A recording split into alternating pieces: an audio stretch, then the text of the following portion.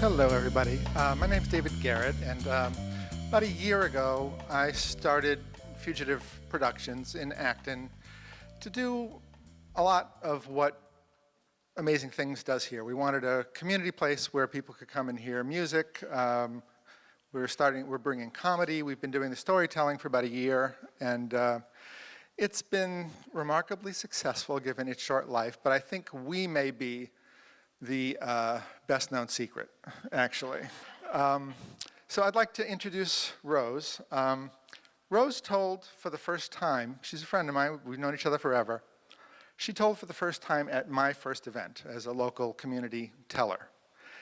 In this short year, she has been a 2-time Moth Story Slam winner, a Moth Grand Slam finalist, and she will be a finalist at the Cutler Majestic Theater on March 30th. So if you want to see how the big boys and girls do it, you should come to that event. She's also been a 2-time Massmouth Story Slam winner and a Big Mouth Off semi-finalist.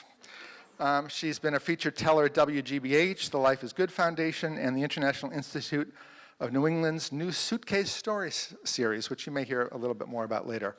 But this just goes to show that any of you could be Rose in a year. So, counseling is available. Rose, come on up.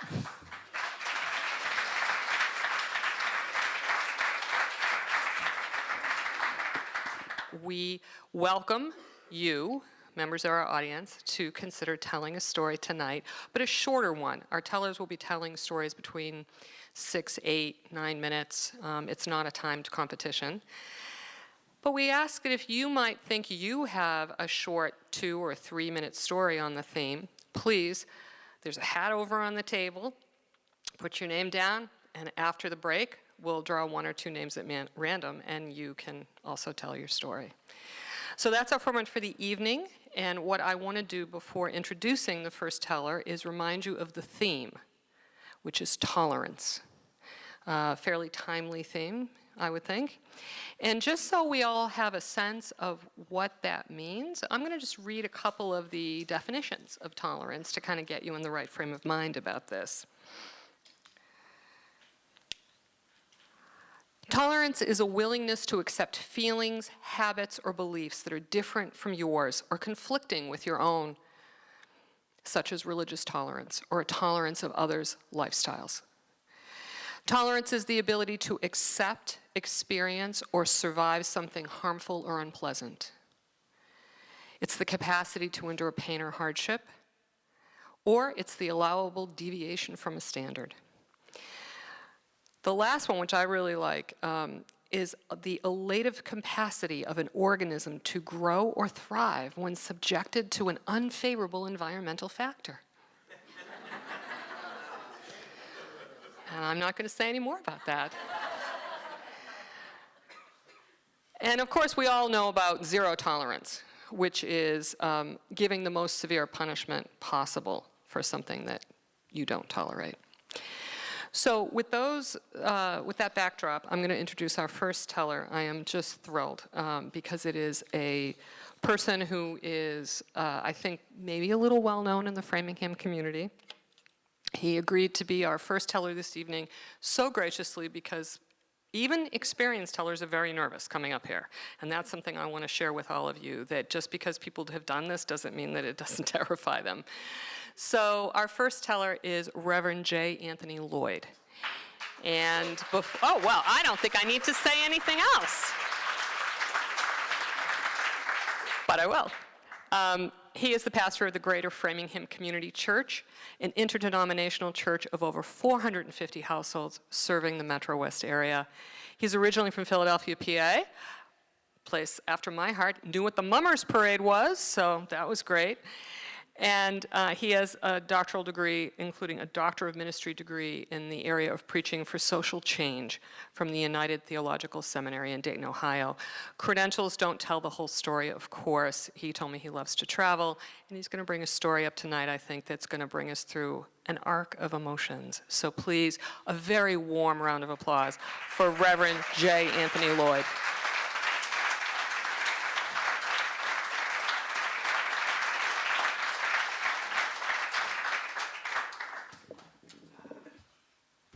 Good evening. If I put a title or a tagline, I would say, home. Home. It was the spring. Yes, it was the spring. The spring of 72. 1972, that is. When a young boy, 17, realizing his dream for leadership. It was the spring, 1972. There, North Philadelphia, crowded around him were 15, no 30, two vanfuls of 9, 10, 11-year-olds, eager and excited. They were on their field trip. We're going to go roller skating. We packed into the van, everyone excited for such a trip. We made our way over to the next community. Only 15 minutes, and we were there. The place was filled with folk. Yes, folk. These 9, 10, 11-year-olds skating around and round and round. Me, 17, an opportunity now of responsibility, leadership for such a group, for such an excursion, for such an experience. What seemed like a lifetime of laughter, of joy, of giggles, of spinning around and round and round, only to be interrupted from moment by moment of such excursions that tell you you're at a different place now. After several hours, it's now time to pack ourselves back up on those two vans to make our way. We gather our things and we make our way to the door. And as the door opens there, to our amazement, entire community, different from me, stood. They hung from windows, third floor, second floor, first floor. They stood in doorways. They began to shout. They began to holler. Epithets, names, racial slurs, over and over as, yes, that 17-year-old stood there. To balance the leadership, to be on the stage, but also to have these 9, 10, 11-year-olds huddled behind you. And every step you make, they huddled behind your footsteps. What will we do? The distance between the door and the vans seemed like eternity. Every step made brought the crowd closer and closer and closer. Every movement toward meant the crowd and its roar, its epithets, its slurs being louder and louder. Go home. Get out of here. What are you doing in our home? Go. And on and on and on.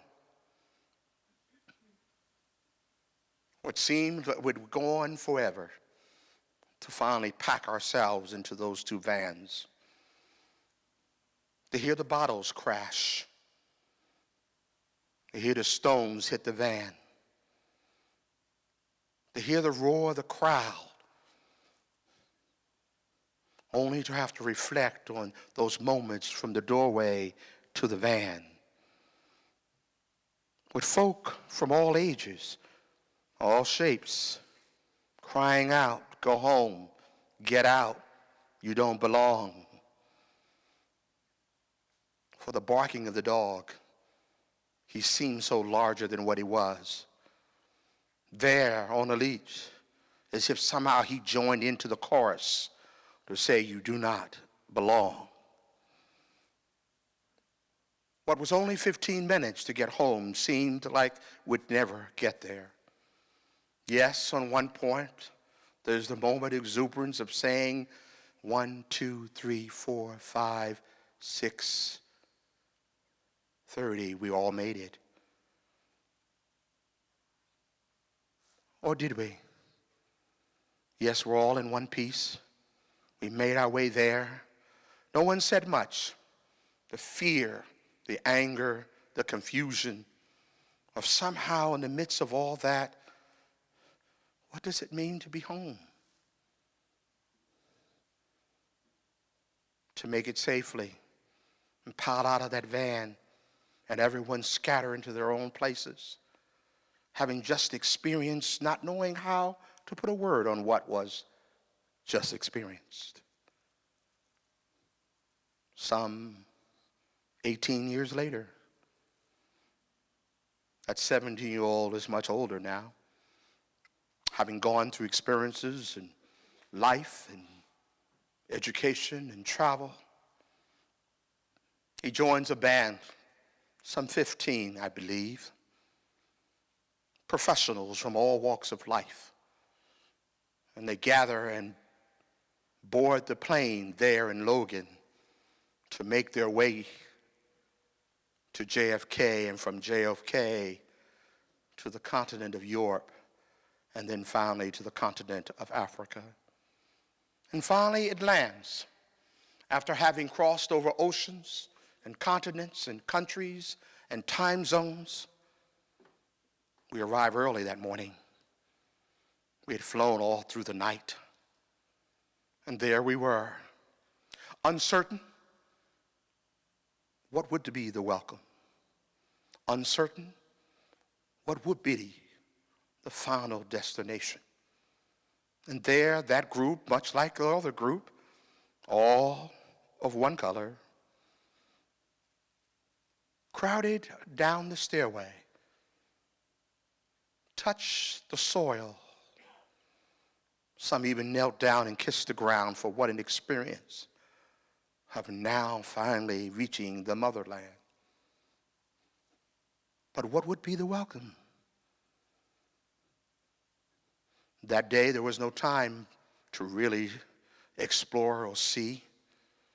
It was only to throw the bags into the hotel and make their way as a group to what, unbeknownst to anyone, was a crowd that had been waiting for hours. Word spread real fast. They have arrived. The Americans have arrived. The Black Americans have arrived.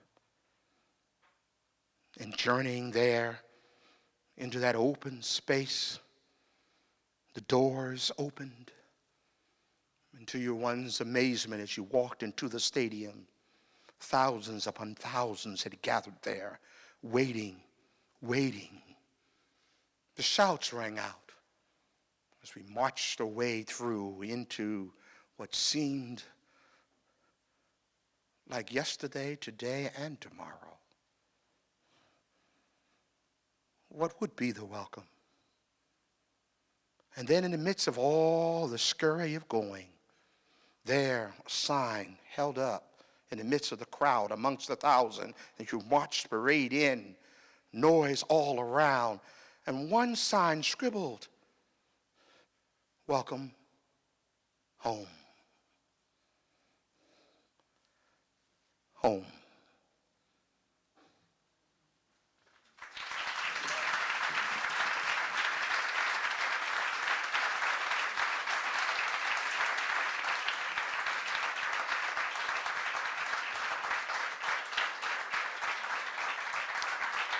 Thank you, Reverend Lloyd, for certainly making me feel at home.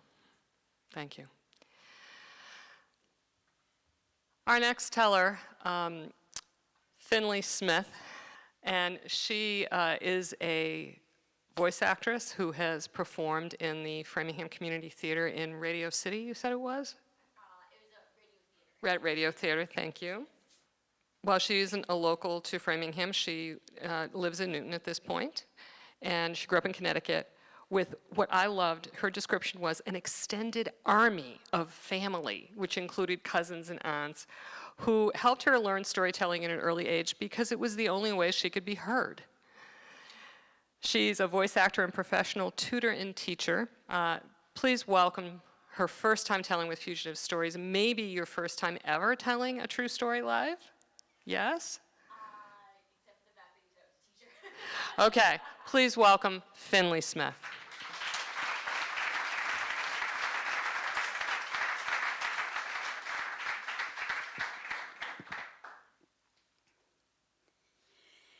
Hi.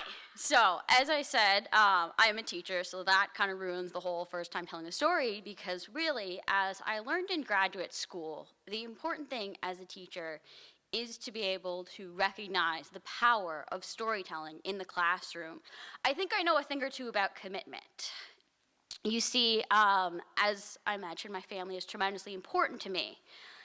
So I take my family commitments very, very, very seriously.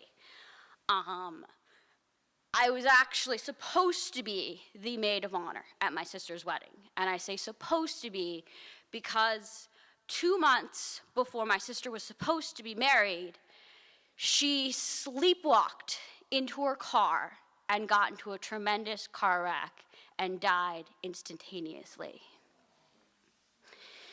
So this was a wholly unexpected event. She didn't necessarily have a history of getting into cars while sleepwalking, and we were all completely and utterly shocked.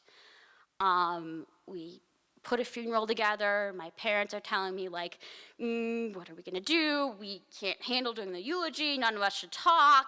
Like, maybe we had one of my cousins do it because we had, as I said, the army of cousins and uncles. Literally, my mom's one of 9, and her siblings and her cousins just like descended upon us and invaded our house. And we're like, I've got the Baileys, let's go! We're gonna do toast and wear funny masks and take pictures. And I was like, I'm pretty sure this is a funeral, but you seem to think this is Irish Mardi Gras, but I guess this is the Doherty way of grieving.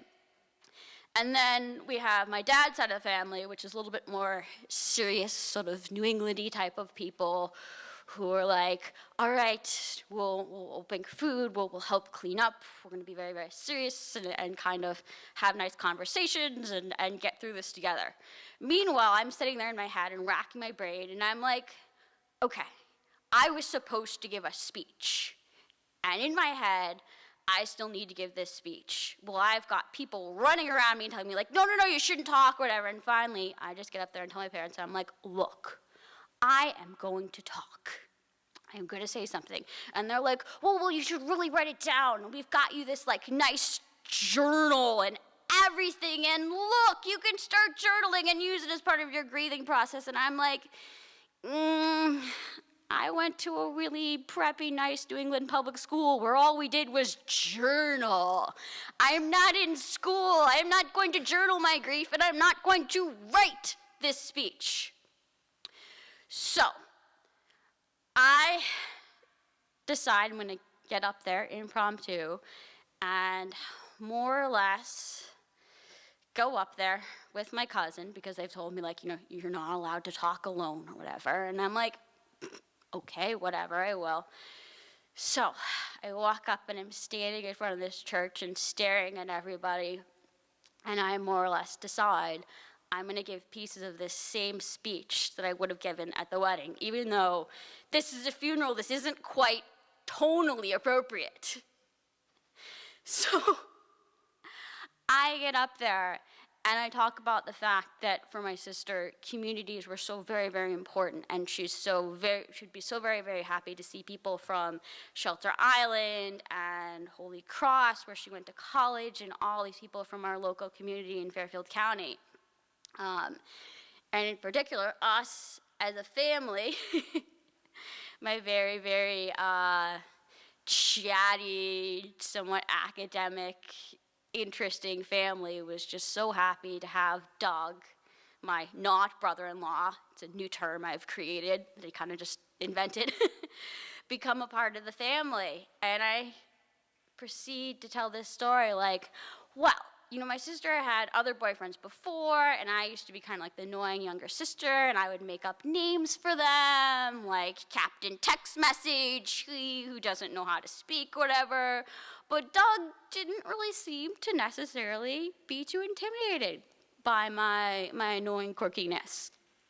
In fact, at one point, I got so super annoyed at him or whatever that I decided in the middle of the living room, I had a spare pair of clean socks, and just kind of threw it at him. My sister was epically horrified, but Doug just laughs hysterically and tosses them back. And I said, all right, that's when I knew that Doug was the guy. And after he proposed and everything, and my sister was like, oh, do you think like this is okay, or whatever, like what do you think about it? And I was like, this is amazing. Like, I am so ready to have this guy be my brother-in-law. He's fantastic, he's amazing, he has a sense of humor. And meanwhile, I'm telling this story, and the whole church starts to laugh. Again, in this moment of epic tragedy, we were able to kind of find something and embrace something that actually meant something. And I feel as though my sister, even though she was no longer physically with us, would appreciate the fact that I held my commitment and I gave a maid of honor speech at a funeral. Thank you.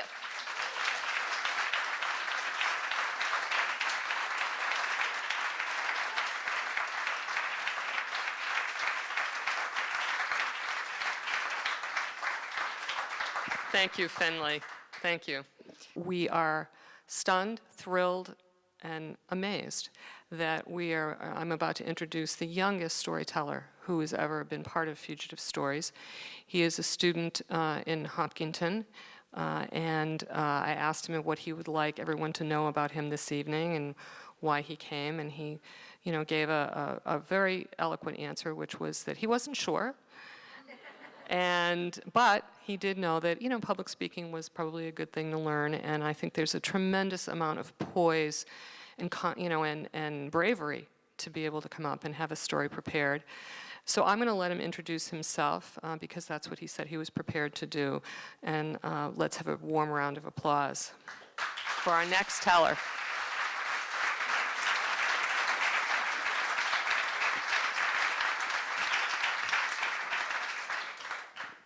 Good evening, ladies and gentlemen. I've already been introduced. My name is Furkan Syed. I live in Hopkinton, not very far away. I'm here to tell a story. It's not much of a story, actually. It's more like a recent political event that affected me, certainly not as much as it affected others across the globe, but I was still affected a great deal. You see, I was born in America. I've lived here all my life.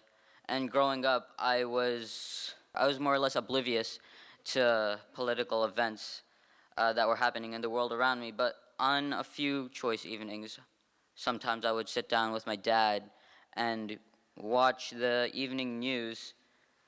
And I would look at these displays of hate crimes and acts of discrimination happening across the nation, across the globe for that matter.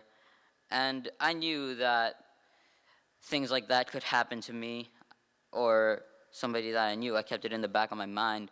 But aside from that, I never really thought that it wasn't very real to me. It was just images on a TV screen. And I heard talk about not letting a certain people or a certain race, not allowing them to exist in this country. And I dismissed the thought offhand. I told myself, well, they can't really do that, can they? It's not allowed. However, a few weeks ago, our administration placed a ban on people from a handful of predominantly Muslim countries from entering the U.S.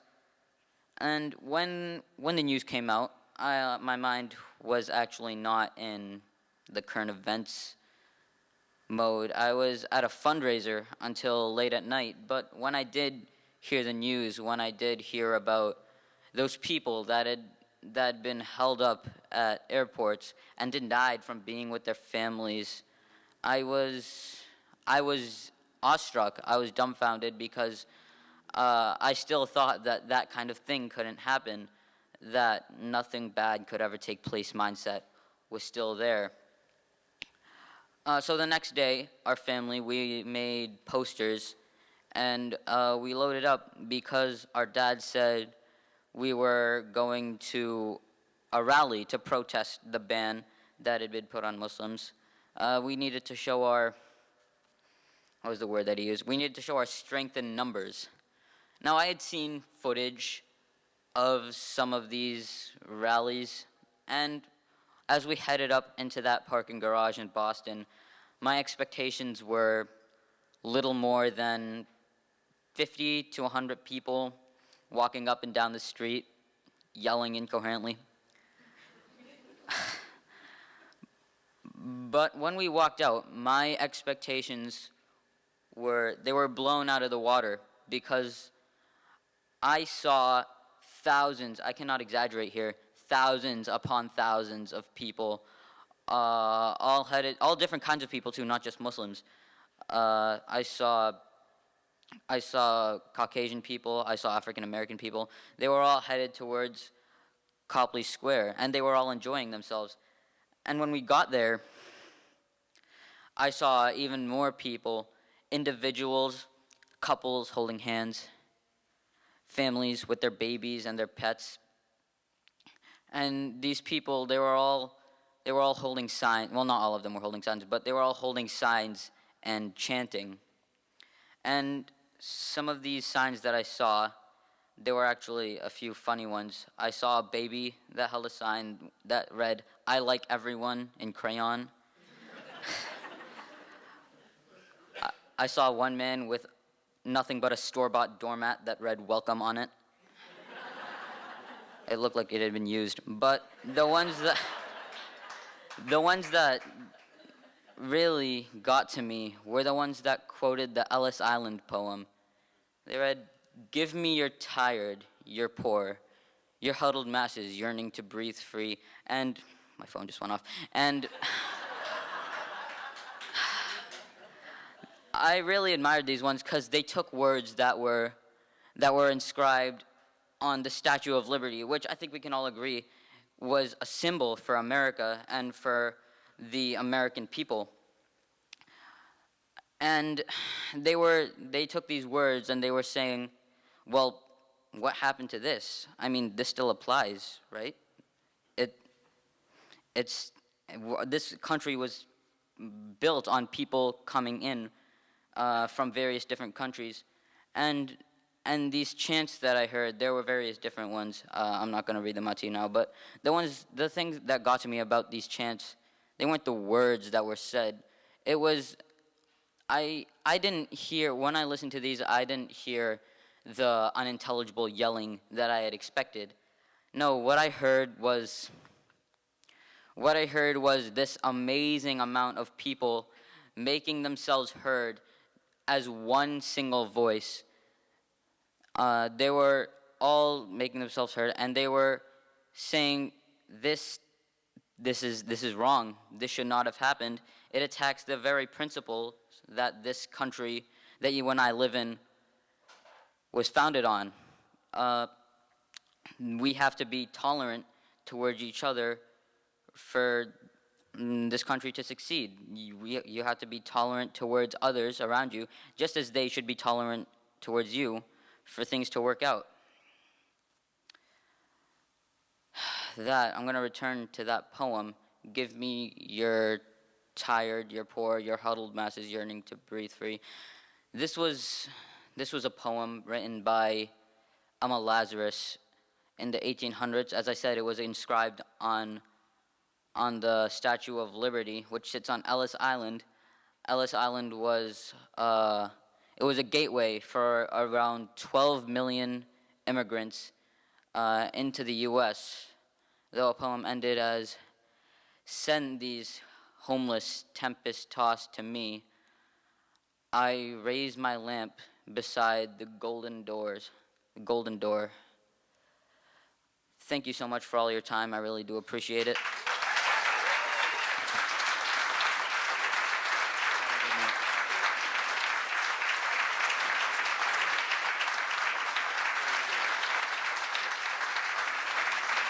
Oh, thank you, Furkan, for bringing tears to my eyes.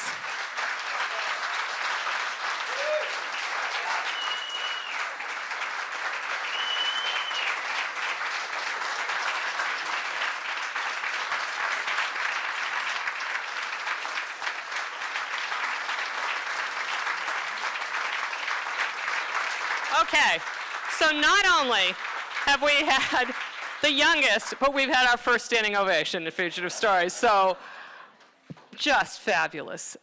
Those are such inspiring words, and I'm sure there are some people in this room who were part of that day. We actually had a Fugitive Stories event that day, and there was one of the tellers who you will be hearing from later was at that event.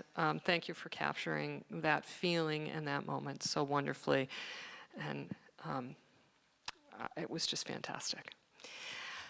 So I was born in Boston. I'm a first-generation immigrant. I'm an Italian, and my family, my grandfather bought a house in the Irish neighborhood of South Boston. Now, Boston was then one of the most polarized, racially polarized cities in the country, and South Boston was the extreme case of that. But on weekends, my mother would take me on the bus to Jordan Marsh and Filene's in the area now known as Downtown Crossing while she shopped.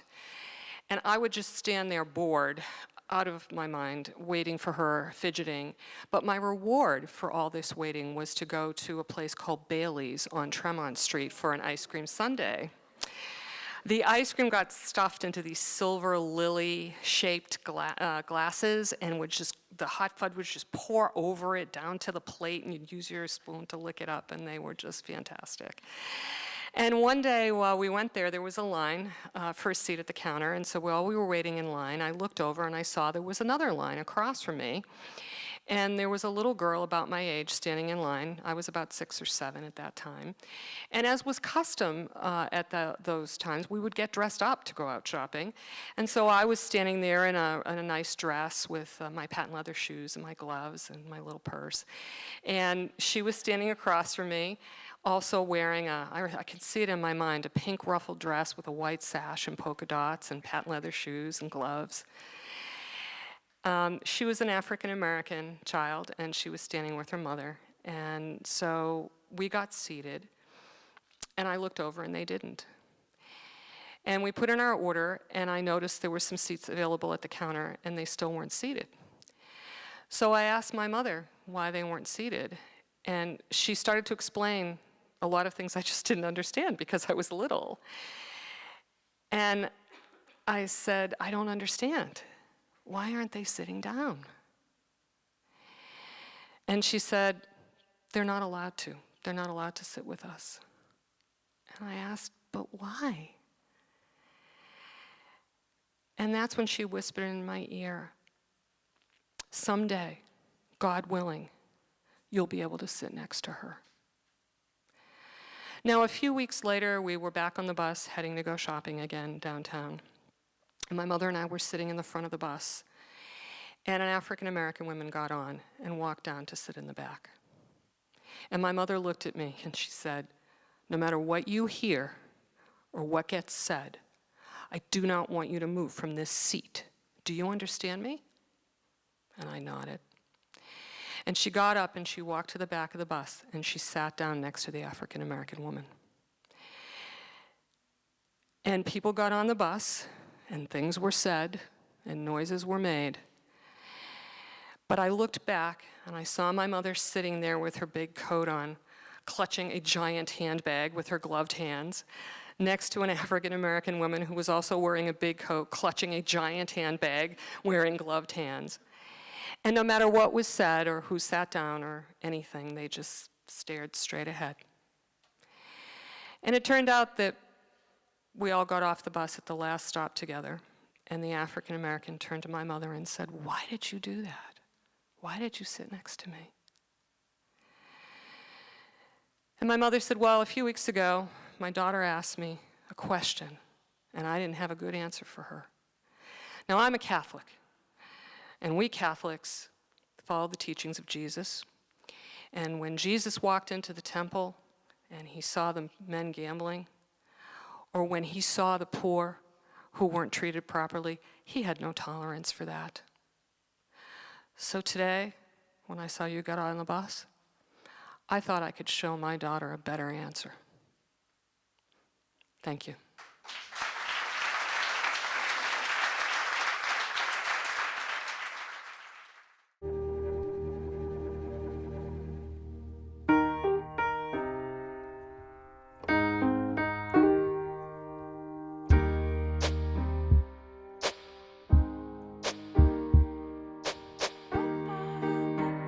And I can't change, even if I tried, even if I wanted to. My love, she keeps me warm. She keeps me warm. She keeps me warm. She keeps me warm. She keeps me warm. She keeps me warm. We are neighbors and best friends. I love my sister. My heart doesn't see race. Love is love. Our family is no less than any other family. Love is kind. Love is patient. This year, patriotism shouldn't just be about pride of country. It should be about love. Remember that to love America is to love all Americans, because love has no labels. There are lots of names in here. So excited. I have not looked at them, so I would like a volunteer to come pull a name.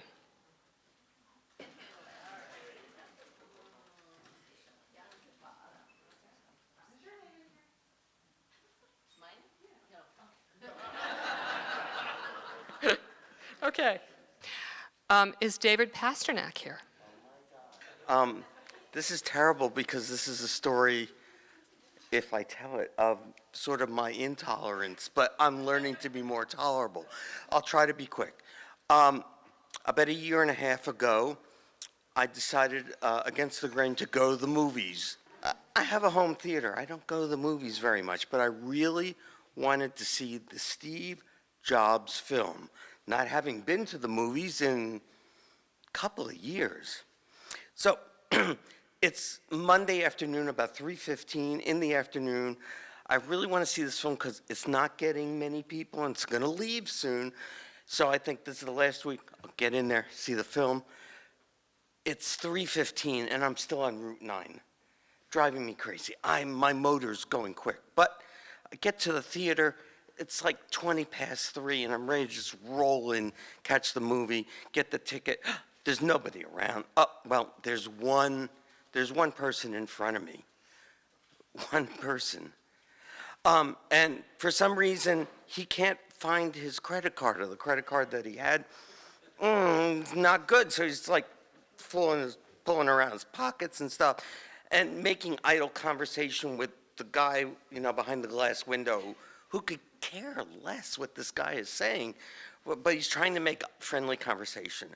Meanwhile, I got my lips pursed because I know that there's usually about 7 minutes worth of, those trailers that nobody wants to see in ads. So I'm not missing the movie, but it's 20 minutes past 21, and I feel my nails just scratching the glass. I don't do anything. I'm just holding my breath, and I'm waiting for this guy to get his ticket, and I'm waiting. It's not going so fast, but go quick. He gets the ticket, and I go, great. I step in, I go, I want one ticket. And the guy goes, where do you want to sit? I don't care. It doesn't matter to me. It's anywhere. Well, where do you want to sit? You have to choose. You have to choose where you want to sit at a movie theater? He said, yeah, the seats are reserved. I'd never heard of this. I have never heard of reserved seating. But this is what the world has come to, obviously. So I go, okay. He said, you have to choose, and he points this little touch screen. I love touch screens. There's a film about Steve Jobs, form equals function, function equals form. Touch screen, So he says, you have to choose. And I go, okay, I'll take D4. Mind you, there's nobody in the theater. And he goes, it's taken. Ha, ha, ha. And I'm like, okay, time is ticking, time is ticking. Okay, just sell me any ticket. I don't want to go through the whole thing. And it's like, just sell me. He says, look, you have to choose. And he points to the touch screen. So great. I go, I swear to you, I want to go like, but I can't. Do you know why? There's a glass between me and the touch screen. I'm not kidding. So, okay, I can't, and I said, this is illogical. Okay, so I say, give me E3, get the ticket, go in, yada, yada, yada. I watched the movie. Mind you, there are only 3 people in the theater. One other, I'll be honest, one other person I think snuck in right just before the movie started. So 4 people. We watched the movie. The movie's over, it's great, I love it, I stay, watch the credits. The guy in front of me, who's in D4, he stays and he watches the credits. The lights come up, we give a knowing look to each other because how many people watch the credits? And we both enjoyed it. And good film, yeah, good film, movie, smart. Well, just before I walk away, you remember that guy who's at the window? He comes up to the guy in front of me and says, by the way, that was my seat. Yeah. Now, I thought that was hysterical, and I'll end with this. So I thought, I was going to go back to the person collecting the tickets who could care less about my opinion or anyone else and kind of tell them how ridiculous this whole reserved seating thing is all about. But you know what? I didn't bother because there were a line of people and they were all having problems choosing the ticket. So I wasn't going to tell them. Thank you.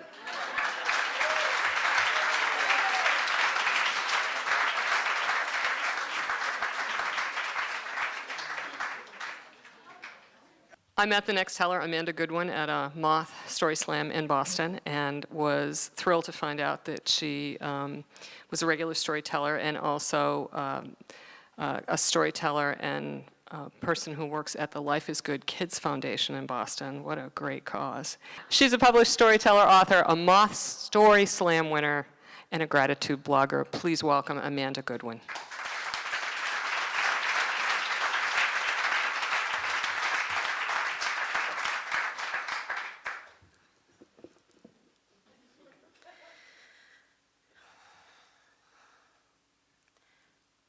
When I was 12 years old, a 16-year-old boy grabbed me, pinned me down, raised an eyebrow, and said, "Ever heard of rape?"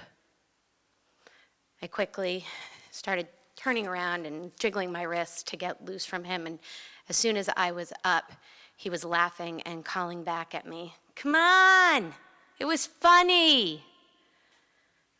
A couple of years later, I'm a freshman in high school, and I'm up really late on the phone when I'm not supposed to be. And these are the days when I would wait till my parents went to sleep. Then I would quietly walk out of my room, pick up the phone. So for the 14-year-old, I'd have to pick up the phone, hold the receiver button so it didn't make any noise, gently tiptoe back into my room, which was attached to a cord, and the cord was just long enough that if I shut the door and had my back to it, I could whisper into the receiver without waking anybody up. So it was late at night, and I was whispering into that receiver to a boy I really, really liked. And we had been on the phone for hours, and he was a couple years older than me, and I end up confiding in him about this thing that happened when I was 12. And he immediately starts apologizing. "I'm so sorry, that sucks, what a jerk." And I interject, I'm like, "Well, you don't have to be sorry. It wasn't you. Actually, I'm sorry. I don't even know why I brought that up. It was a really weird thing to tell you." He goes, No, it's not that. And then he got really quiet. My mom used to watch kids, he said, when I was in middle school and stuff, and just what you said, I mean, I don't think I did, but I'm just wondering if I ever did anything, you know, just messing around, not meaning to, that scared a girl. And then things got more quiet and started to feel very real, which is just another way to say it started to feel very awkward and confusing, and I couldn't handle it. I was so young and so infatuated and so wanted him to be perfect. Because if he was perfect and he liked me, then that would prove I wasn't so messy and messed up. So I shut him down the best way I knew how. I'm sure it didn't. Don't worry about it. It's fine. Just forget it. I don't remember the rest of the conversation. I grew up among really strong women. I mean, really strong women. My mom, my sisters, my aunts, my cousins, my coaches, my teachers, my neighbors. I grew up always knowing that I was loved and that there were good women and good men who would change the course of the Earth's rotation if need be for me.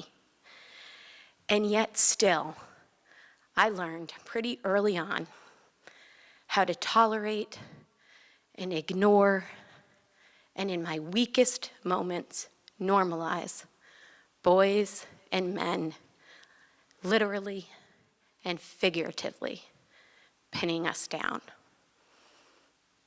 Because with all those strong women, I still let it happen.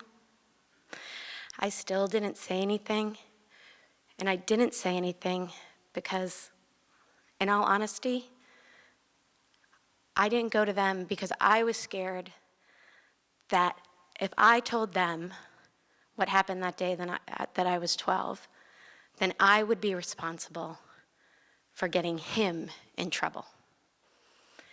And when I was in high school, I shut that boy down and I did the best I could to keep him from exploring how he really treated girls, because I needed, my entire self-worth was tied up in the perfect him liking the messy me.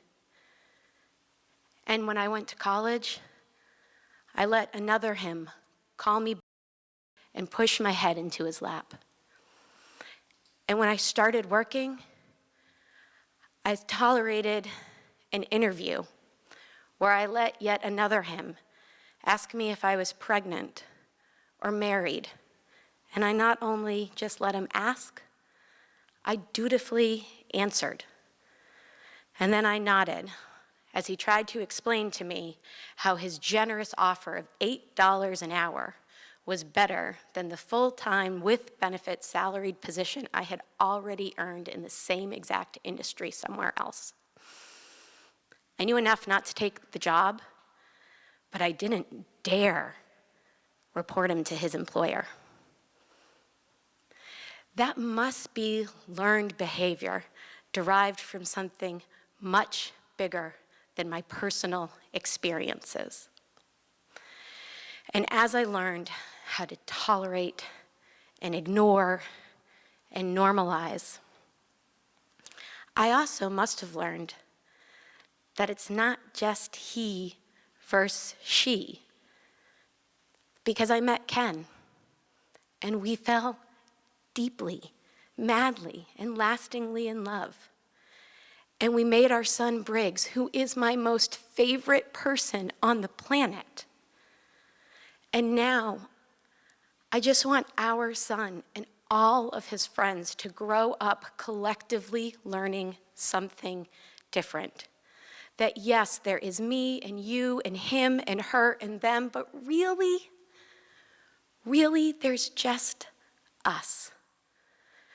And as a wise and kind man recently reminded me, none of us are getting out of here alive. We actually are in this together. And tolerance isn't always enough, but love always is. Thank you.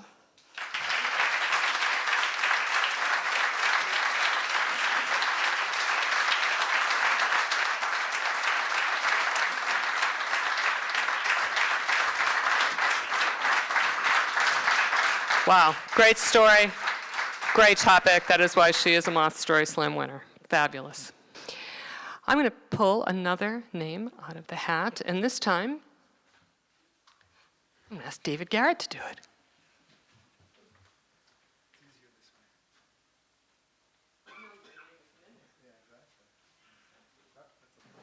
Okay, Tony Lorenzen. Ooh. All right.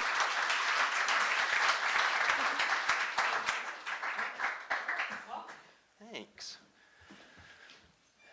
In the fall of 1998, I began teaching at Cathedral High School in the South End of Boston. I didn't know what the heck I was doing. I had a very kind theology department chairperson, and I taught theology, whose classroom abetted mine through a back door. And on the first day I reported to work, she kindly sat me down at her desk and went through my class rosters. Clicked through 1, 2, 3 of them, and then she dropped her head and she said, "Oh, you've got Marta." I said, "Is that bad?" And she said, "Yeah, she's a real I don't think she'll last long." And there were a few more comments, and a few other students were discussed. And I started into my first day, and I got eaten alive. And I started into my first week and continued to get eaten alive. And somewhere in the first month, Marta is standing up in the middle of my moral theology class, refusing to sit down. And let's be honest, I had nothing left. I didn't know what to do. I had tried to sit down. We agreed to be nice to each other. We agreed to respect each other. None of it was working. And her language was getting more foul and more foul and more foul. And finally, as I'm trying to get her to please cooperate so we don't have to get her taken out of the room, she reaches down to her desk and picks up her book, which is a moral theology textbook that the school had been using for decades by the looks of it, but I was dutifully using it. And she picks it up and she throws it with force at my head and says, "This book's racist and I'm out of here." I ducked. The book hit the wall. She stormed out of the class, which was great because then I didn't have to deal with trying to get her out. The theology department chair comes storming through the door between our classrooms, follows her, and I assume deals with her. And I went back to class and nerve-shaken kind of got through the rest of the day, hoping to God none of the students realized how shaken up I was. Cathedral High School was, and probably still is for all I know, an interesting place. When I was there, it had about 200 students. 90% of them students of color. 90% of them the first or second generation of their family in the United States. Nobody paid tuition. We had a wonderful nun who raised all the money to cover everybody. And I went home that night from Cathedral High School, thinking about my students, very shook up, and wondering what I was going to do the next day. And at some point, sometime after dinner, I picked up that book, and I opened it up, and I started leafing through it. And it was an old book full of these little moral dilemmas and scenarios. And as I'm reading it, I realize,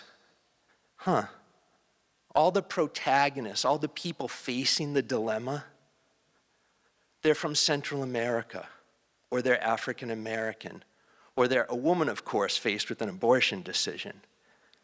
And it occurred to me, she's right.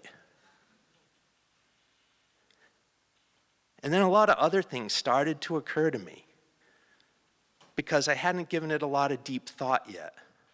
It's like, I can't use this book anymore. What am I going to do? I'm going to have to kind of create the lessons and do this all on my own. It was that moment I woke up to teachers. I get it now. Teaching's really hard if you do it well. It's really hard. And then I started to think a little bit more, and it came as feelings because I don't think I really had a lot of words for the feelings till a little later as I got more into this kind of work. But I started to realize that being the white male adult in power in a room full of young, mostly female, mostly students of color was all of a sudden really freaking me out. And I wasn't sure what to do with that. And all of a sudden, you know, listening to Eugene Rivers in class at Harvard Divinity School and listening to Cornell West at class at Harvard Divinity School wasn't the same thing as what I had to do now. I went back in the next morning and I went to ask about Marta, and she had been expelled. They had had enough of her. And I never really got to say, I'm sorry, Marta. You were right.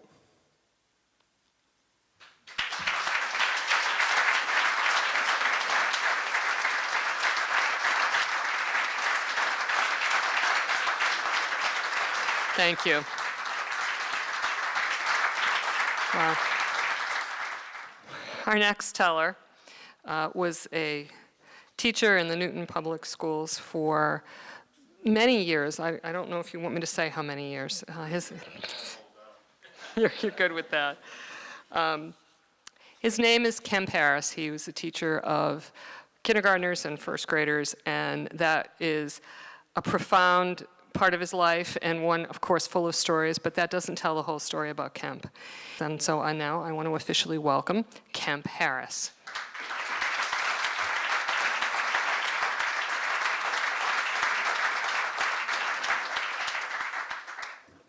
So, I'm one of those people to whom crazy things just happen. And I don't know if it's because I'm a Libra and I've got the whole balance thing going on and open to the world, but I'm going to tell you the story of G-Man and Baby. So it is probably the summer 1989, and I'm thinking that because I've got a 1985 Jeep Cherokee that was getting a little older, so it's around that time. And I'm supposed to meet on this summer night a couple of friends of mine at a club cafe in Boston. It's at the intersection of Columbus Avenue and Berkeley Street in the South End. I'm supposed to meet them around 7:30, although it was probably really like 8 o'clock, because they would always tell me a half hour early, knowing that I was going to be late. So I leave my house around 7:30. And because it's a warm night and I don't have the electric windows, I had rolled down all my windows, and I had, you know, some music in the car, and I'm driving over to Club Cafe to meet my friends. So as I'm going up Columbus Avenue, I look over and I see these two brothers. These guys are running down the side. I mean, they are like, we used to say they were booking it down the sidewalk. And I remember looking and thinking, whoa, I wonder what they're running from or where they're running to, whatever. Didn't think of it anymore. So I pull up near the club and I'm going to park. And as the car stopped and I'm going to look for a parking space, all of a sudden, my two doors on the passenger side open and these two guys jump in. Oh, I forgot to tell you, just before I left the house, I had smoked some really good.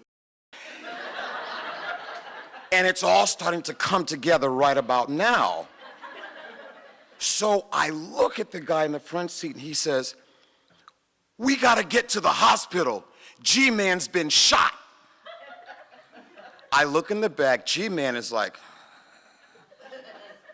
so I think I was like, I was too to be afraid, but I was amazed. So I'm looking at this guy in the front seat. He looks at me and he says, "We gotta get to the hospital. Drive, mother, drive." I am not plussed. I am not nervous. I look at him and I put my hands on the wheel. I shift into drive. We start driving. We get to a stoplight. He goes, "Go through, mother, go through." All righty then.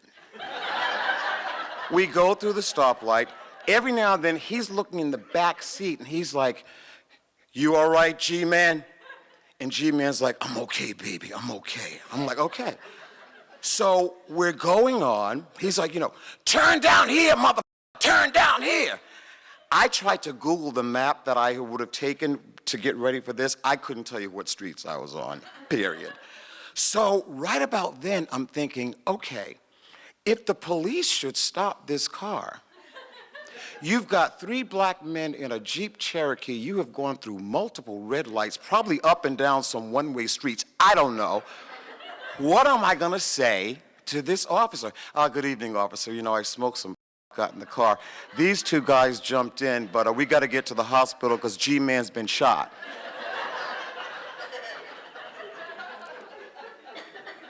So I don't even know how, but however it happened, we get to Boston City Hospital. I look, there it is. It's gleaming in the dark. I pull up, I stop the car. Baby, who's in the front, jumps out, runs to the back door, opens the door. "Come on, G-Man." They jump out to go. But before they run away, Baby turns back and he says, "Thanks, man. Thanks." And I went, well, I went from mother to man.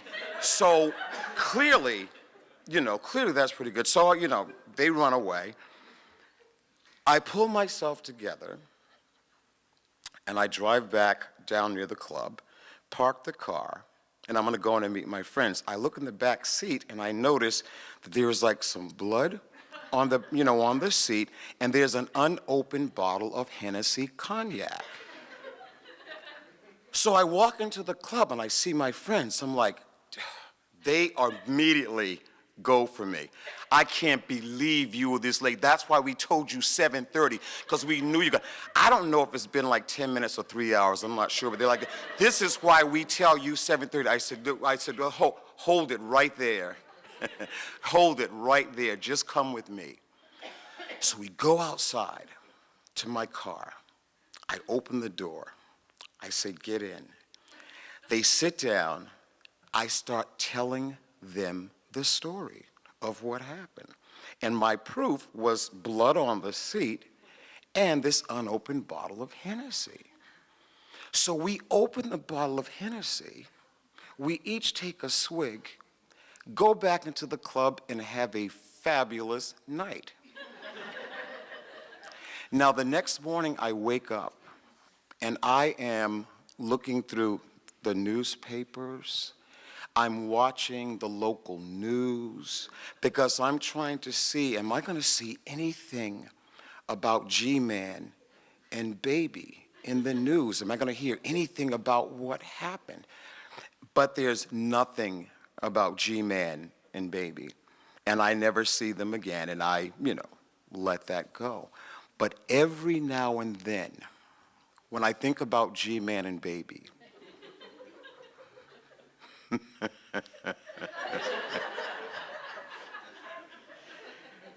every now and then I think to myself,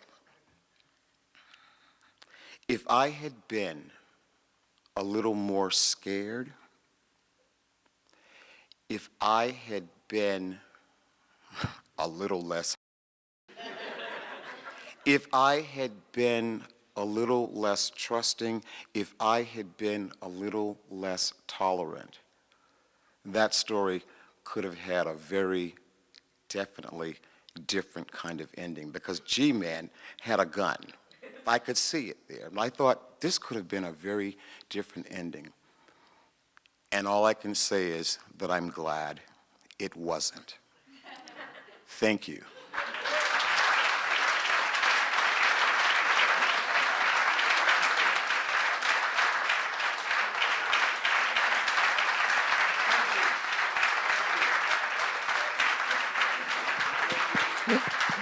Thank you, Kim. I know exactly where you were, by the way. You were so close to the hospital. I can't believe it took you that long. Our final teller this evening is Katie Leisner. Katie is the Massmouth 2016 Big Mouth Off Grand Champion. So please welcome Katie Liesner.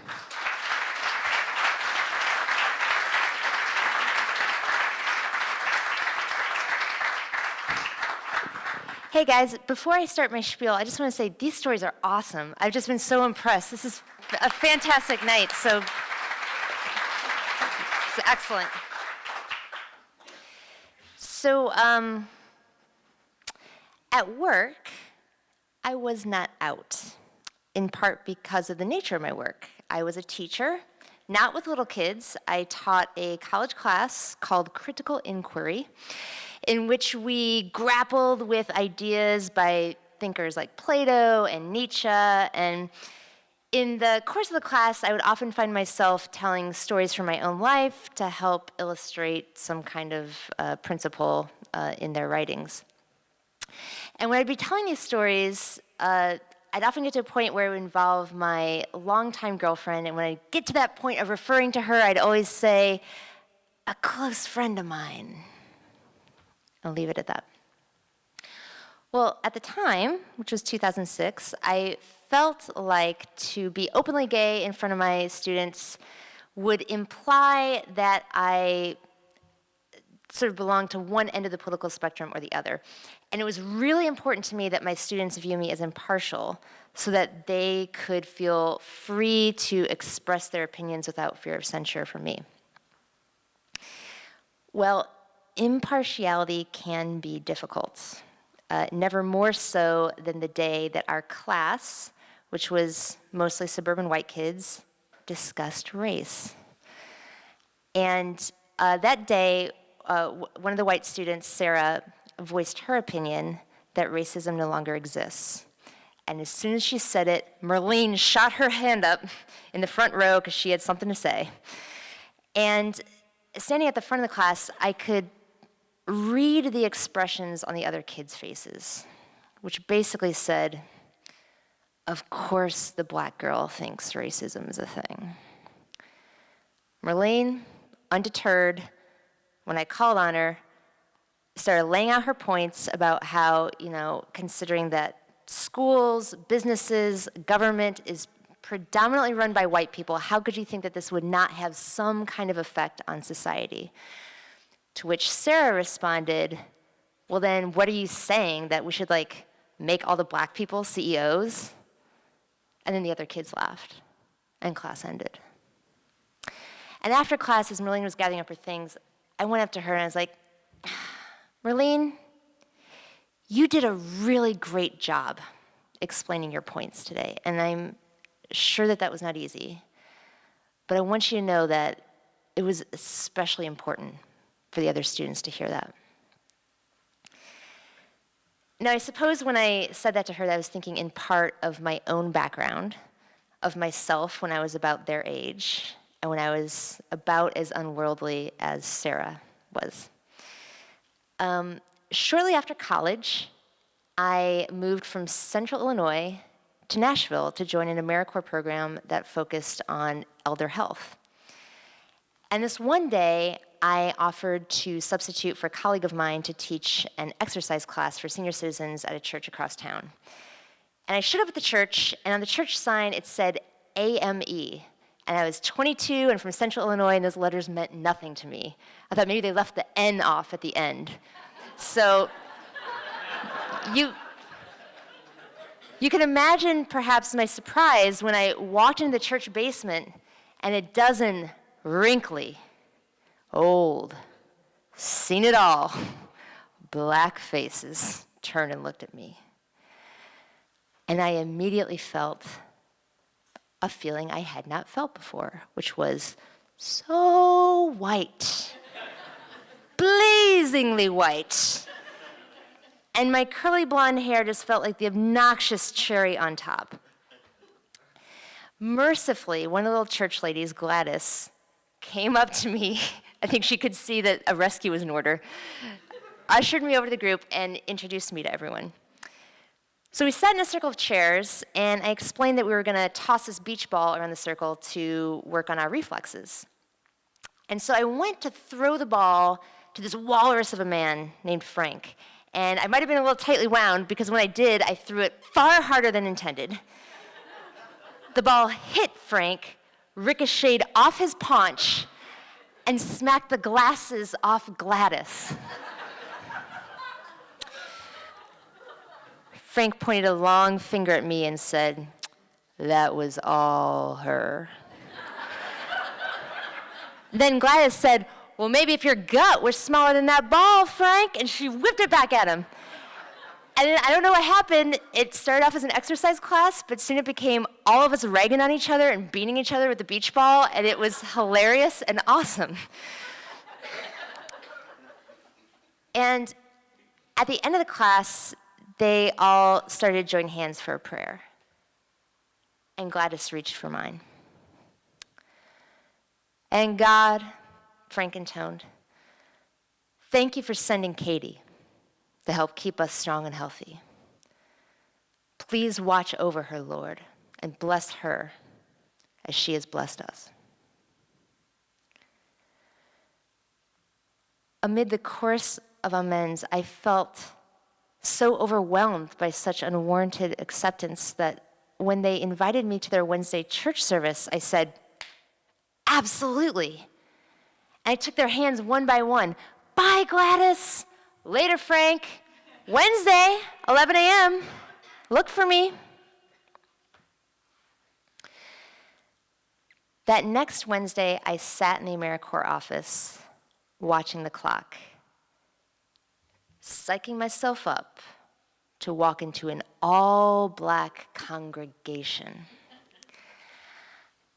imagining all those faces turning towards me, thinking, what is she doing here? 11 o'clock came, and it passed, and I never moved. That moment has always stayed with me,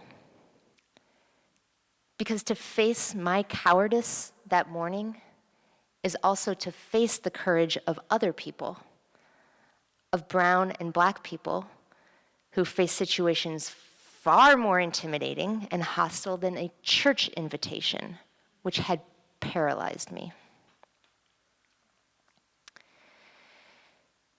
In our next critical inquiry class, we discussed segregation and self-segregation. And one of my white students said that she had just seen the silliest thing on TV. That Logo, the gay channel, had aired the Gay Olympics. And she said, they can't want their own things, like their own gay Olympics, and they want to be part of our society. Our society.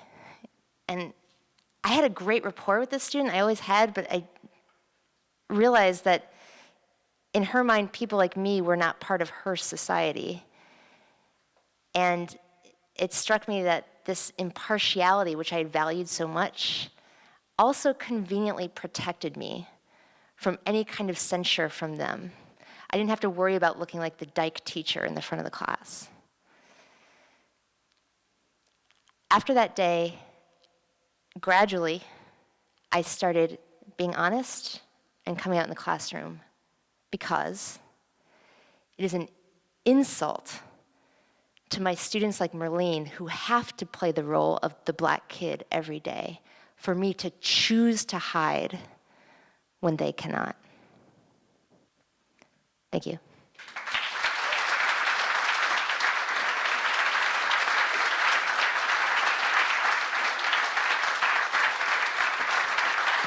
Thank you, Katie. Wow. Thank you to Framingham Access TV for being here tonight and filming for us. We greatly appreciate it, and congratulations on 10 years. That's a fabulous thing. So again, enjoy your evening. Thank you for joining. Hope we can be here again.